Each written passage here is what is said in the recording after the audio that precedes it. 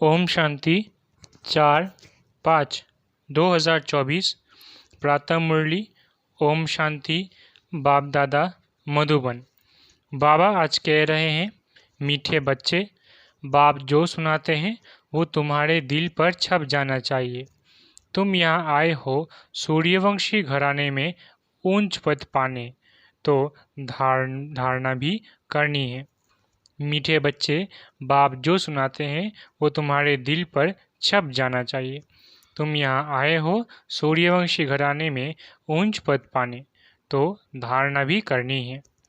प्रश्न: सदा रिफ्रेश रहने का साधन क्या है? उत्तर: जैसे गर्मी में पंखे चलते हैं तो रिफ्रेश कर देते हैं, ऐसे सदा सुदर्शन चक्र फिराते रहो तो रिफ्रेश रहेंगे। बच्चे पूछते हैं, सुदर्शन चक्रधारी बनने में कितना समय लगता है? बाबा कहते हैं, बच्चे 1 सेकंड। तुम बच्चों को सुदर्शन चक्रधारी ज़रूर बनना है, क्योंकि इससे ही तुम चक्रवर्ती राजा बनेंगे, सुदर्शन चक्र फिराने वाले सूर्यवंशी बनेंगे। ओम शांति। पंखे भी फिरते हैं, सबको रिफ्रेश करते हैं। तुम भी सुदर्शन चक्रधारी बन बैठते हो तो बहुत रिफ्रेश होते हो। सुदर्शन चक्रधारी का अर्थ भी कोई नहीं जानते हैं, तो उनको समझाना चाहिए। नहीं समझेंगे तो चक्रवर्ती राजा नहीं बनेंगे। सुदर्शन चक्रधारी को निश्चय होगा कि हम चक्रवर्ती राजा बनने लिए सुदर्शन चक्रधारी बनने हैं। श्री कृष्ण को भी चक्र दिखाते हैं, लक्ष्मी नारायण कंबाइंड को भी देते हैं, अकेले को भी देते हैं। सुदर्शन चक्र को भी समझना है, तभी चक्रवर्ती राजा बनेंगे। बात तो बहुत सहज है। बच्चे पूछते हैं, बाबा सुदर्शन चक्रधारी बनने में कितना समय लगेगा? बच्चे 1 सेकंड। फिर तुम बनते हो विष्णुवंशी। देवताओं को विष्णुवंशी ही कहेंगे। विष्णुवंशी बनने के लिए पहले तो शिववंशी बनना पड़े, फिर बाबा बैठ सूर्यवंशी बनाते हैं। अक्षर तो बहुत सहज है। हम नए विश्व में से सूर्यवंशी बनते हैं। हम नई दुनिया के मालिक चक्रवर्ती बनते हैं। सुदर्शन चक्रधारी विष्णुवंशी बनने में 1 सेकंड लगता है। बनाने वाला है शिव बाबा। शिव बाबा विष्णुवंशी बनाते हैं और कोई बना न सके। ये तो बच्चे जानते हैं। विष्णुवंशी होते हैं सतयुग में, यहाँ नहीं। ये है विष्णुवंशी बनने का युग। तुम यहाँ आते ही हो विष्णुवंशी में आने लिए, जिसको सूर्यवंशी कहते हो। ज्ञान सूर्यवंशी अक्षर बहुत अच्छा है। विष्णु था सतयुग का मालिक, उसमें लक्ष्मी नारायण दोनों हैं। यहाँ बच्चे आए हैं लक्ष्मी नारायण अथवा विष्णुवंशी बनने के लिए। इसमें खुशी भी बहुत होती है। नई दुनिया, नई विश्व में, गोल्डन एज विश्व में विष्णुवंशी बनना है। इससे ऊंच पद और है नहीं। इसमें बहुत खुश होनी चाहिए। प्रदर्शनी में तुम समझाते हो, तुम्हारी एम ऑब्जेक्ट ही ये है। बोलो, ये बहुत बड़ी यूनिवर्सिटी है। इसको कहा जाता है रूहानी स्पिरिचुअल यूनिवर्सिटी। एम ऑब्जेक्ट इस चित्र में है। बच्चों को ये बुद्धि में रखना चाहिए। कैसे लिखे जो बच्चों को समझाने में 1 सेकंड लगे, तुम ही समझा सकते हो। उनमें भी लिखा हुआ है, हम विष्णुवंशी देवी देवता थे। ज़रूर, अर्थात देवी देवता कुल के थे, स्वर्ग के मालिक थे। बाप समझाते हैं, मीठे मीठे बच्चे, भारत में तुम आज से 5000 वर्ष पहले सूर्यवंशी देवी देवता थे। बच्चों को अब बुद्धि में आया है। शिव बाबा बच्चों को कहते हैं, हे बच्चों, तुम सतयुग में सूर्यवंशी थे। शिव बाबा आया था सूर्यवंशी घराना स्थापन करने। बरोबर भारत स्वर्ग था, यही पूज्य थे। पुजारी कोई भी नहीं थे। पूजा की कोई सामग्री नहीं थी। इन शास्त्रों में ही पूजा की रस्म रिवाज आदि लिखी हुई है। ये है सामग्री। तो बेहद का बाप शिव बाबा बैठ समझाते हैं। वो है ज्ञान का सागर, मनुष्य सृष्टि का बीज रूप। उनको वृक्षपति अथवा बृहस्पति भी कहते हैं। बृहस्पति की दशा ऊंच से ऊंच होती है। वृक्षपति तुमको समझा रहे हैं। तुम पूज्य देवी देवता थे, फिर पुजारी बने हो। जो देवताएं निर्विकारी थे, फिर वो कहाँ गए? ज़रूर पुनर्जन्म लेते लेते नीचे उतरेंगे। तो एक एक अक्षर नोट करना चाहिए, दिल पर या कागज़ पर। ये कौन समझाते हैं? शिव बाबा।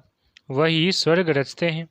शिव बाबा ही बच्चों को स्वर्ग का वर्षा देते हैं। बाप बिगर और कोई दे न सके। लौकिक बाप तो है देहधारी। तुम अपने को आत्मा समझ पारलौकिक बाप को याद करते हो। बाबा। तो बाबा रिस्पॉन्स करते हैं, हे बच्चों, तो बेहद का बाप हो गया ना। बच्चों, तुम सूर्यवंशी देवी देवता पूज्य थे, फिर तुम पुजारी बने। ये है रावण का राज्य। हर वर्ष रावण को जलाते हैं, फिर भी मरता ही नहीं है। 12 मास के बाद फिर रावण को जलाएंगे। गोया सिद्ध कर दिखलाते हैं हम रावण संप्रदाय के हैं। रावण अर्थात 5 विकारों का राज्य कायम है। सतयुग में सभी श्रेष्ठ आचारी थे। अभी कलयुग पुरानी भ्रष्टाचारी दुनिया है। ये चक्र फिरता रहता है। अभी तुम प्रजापिता ब्रह्मावंशी संगम युग पर बैठे हो। तुम्हारी बुद्धि में है कि हम ब्राह्मण हैं, अभी शूद्र कुल के नहीं हैं। इस समय है ही आसुरी राज्य। बाप को कहते हैं, हे दुख हरता सुख करता। अब सुख कहाँ है? सतयुग में। दुख कहाँ है? दुख तो कलयुग में है। दुख हरता सुख करता है ही शिव बाबा। वो वर्षा देते ही है सुख का।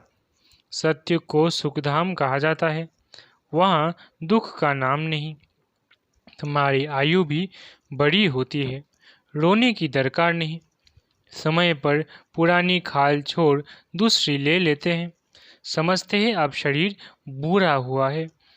पहले बच्चा सतोगुनी होता है, इसलिए बच्चों को ब्रह्म ज्ञानी से ऊंच समझते हैं, क्योंकि वो तो फिर भी विकारी गृहस्थी से सन्यासी बनते हैं, तो उनको सब विकारों का पता है। छोटे बच्चों को ये पता नहीं रहता। इस समय सारी दुनिया में रावण राज्य भ्रष्टाचारी राज्य है। श्रेष्ठाचारी देवी देवताओं का राज्य सतयुग में था, अभी नहीं है। फिर हिस्ट्री रिपीट होगी। श्रेष्ठाचारी कौन बनावे? यहाँ तो एक भी श्रेष्ठाचारी नहीं। इसमें बड़ी बुद्धि चाहिए। यह है ही पारस बुद्धि बनने का युग। बाप आकर पत्थर बुद्धि से पारस बुद्धि बनाते हैं। कहा जाता है, संग तारे कुसंग बोरे। सद बाप के सिवाय बाकी दुनिया में है ही कुसंग। बाप कहते हैं, मैं संपूर्ण निर्विकारी बनाकर जाता हूँ। फिर संपूर्ण विकारी कौन बनाते हैं? कहते हैं, हम क्या जाने। अरे, निर्विकारी कौन बनाते हैं? ज़रूर बाप ही बनाएंगे। विकारी कौन बनाते हैं? यह किसको पता नहीं है। बाप बैठ समझाते हैं। मनुष्य तो कुछ भी नहीं जानते। रावण राज्य है ना, कोई का बाप मर जाता है, पूछो कहाँ गया, कहेंगे स्वर्गवासी हुआ। अच्छा, तो इसका मतलब नरक में था ना, तो तुम भी नरकवासी ठहरे ना। कितना सहज है समझाने की बात। अपने को कोई भी नरकवासी समझते नहीं है। नरक को वैश्यालय, स्वर्ग को शिवालय कहा जाता है। आज से 5000 वर्ष पहले इन देवी देवताओं का राज्य था।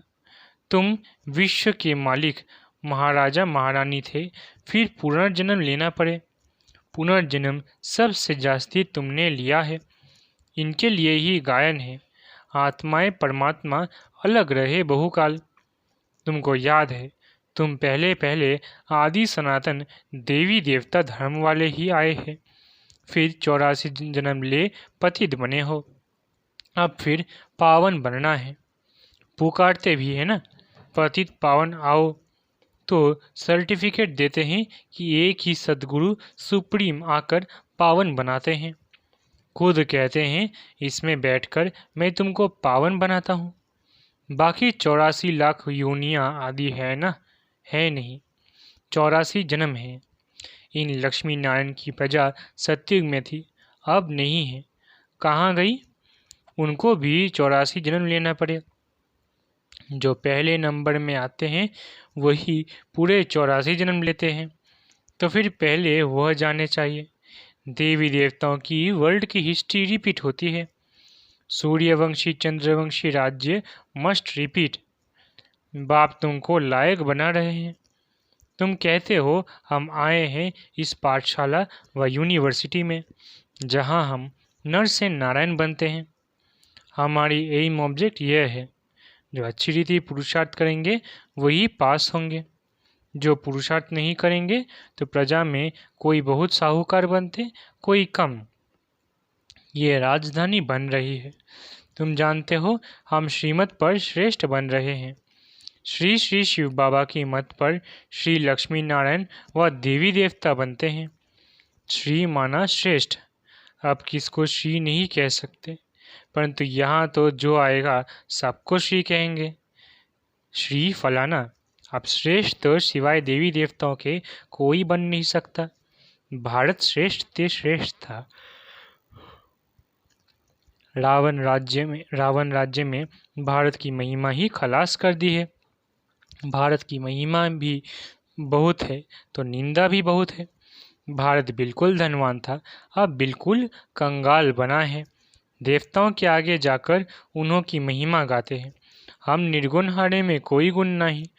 देवताओं को कहते हैं, परंतु वो रहमदिल थोड़ी ही थे। रहमदिल तो एक को ही कहा जाता है जो मनुष्य से देवता बनाते हैं। अभी वो तुम्हारा बाप भी है, टीचर भी है, सदगुरु भी है। गारंटी करते हैं मेरे को याद करने से तुम्हारे जन्म जन्मांतर के पाप भस्म होंगे और साथ ले जाऊंगा। फिर तुमको नई दुनिया में जाना है। ये 5000 वर्ष का चक्र है। नई दुनिया थी सो फिर ज़रूर बनेगी। दुनिया पतित होगी, फिर बाप आकर पावन बनाएंगे। बाप कहते हैं पतित रावण बनाते हैं, पावन मैं बनाता हूँ। बाकी ये तो जैसे गुड़ियों की पूजा करते रहते हैं। उनको ये पता नहीं रावण को 10 शीश क्यों देते हैं।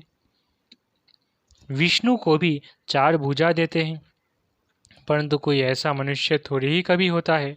अगर 4 भुजा वाला मनुष्य होता तो उससे जो बच्चा पैदा होता वो भी ऐसा होना चाहिए।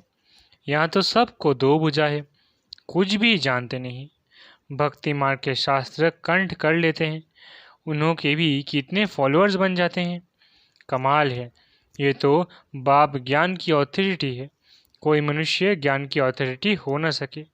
ज्ञान का सागर तुम मुझे कहते हो, ऑलमाइटी ऑथोरिटी। ये बाप की महिमा है। तुम बाप को याद करते हो तो बाप से ताकत लेते हो, जिससे विश्व के मालिक बन जाते हो। तुम समझते हो हमारे में बहुत ताकत थी। हम निर्विकारी थे, सारे विश्व पर अकेले राज्य करते थे, तो ऑलमाइटी कहेंगे ना। ये लक्ष्मी नारायण सारे विश्व के मालिक थे। ये माइट उन्हों को कहाँ से मिली? बाप से। ऊंच ते ऊंच भगवान है ना, कितना सहज समझाते हैं। ये 84 के चक्र को समझना तो सहज है ना, जिससे ही तुमको बादशाही मिलती है। पतित को विश्व की बादशाही मिल न सके। पतित तो उन्हों के आगे झुकते हैं, समझते हैं हम भक्त हैं, पावन के आगे माथा टेकते हैं। भक्ति मार्ग भी आधा कल चलता है। अभी तुमको भगवान मिला है। भगवानुवाच, मैं तुमको राजयोग सिखलाता हूँ, भक्ति का फल देने आया हूँ। गाते भी है भगवान किसी न किसी रूप में आ जाएंगे। बाप कहते हैं मैं कोई बैलगाड़ी आदि में थोड़ी ही आऊँगा। जो ऊंच ते ऊंच था फिर 84 जन्म पूरे किए, उनमें ही आता हूँ।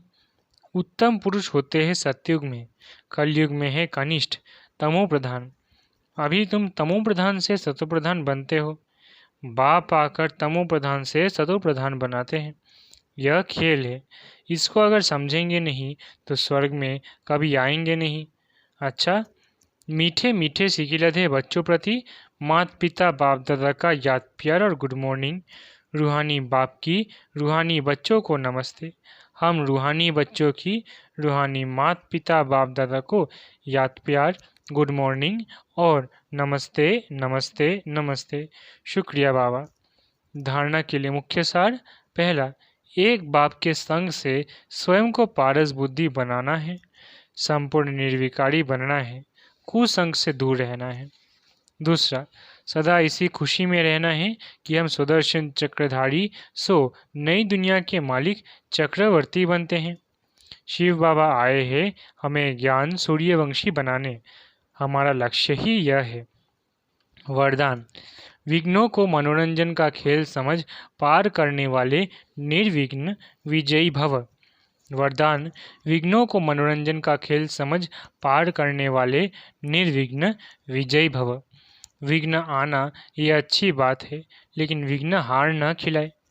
विघ्न आते ही है मजबूत बनाने के लिए, इसलिए विघ्नों से घबराने के बजाय उन्हें मनोरंजन का खेल समझ पार कर लो, तब कहेंगे निर्विघ्न विजयी।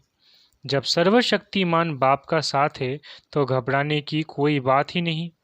सिर्फ बाप की याद और सेवा में बिजी रहो तो निर्विघ्न रहेंगे। जब बुद्धि फ्री होती है तब विघ्न व माया आती है। बिजी रहो तो माया व विघ्न किनारा कर लेंगे। स्लोगन, सुख के खाते को जमा करने के लिए मर्यादा पूर्वक दिल से सबको सुख दो। स्लोगन, सुख के खाते को जमा करने के लिए मर्यादा पूर्वक दिल से सबको सुख दो। अच्छा, ओम शांति। शुक्रिया बाबा।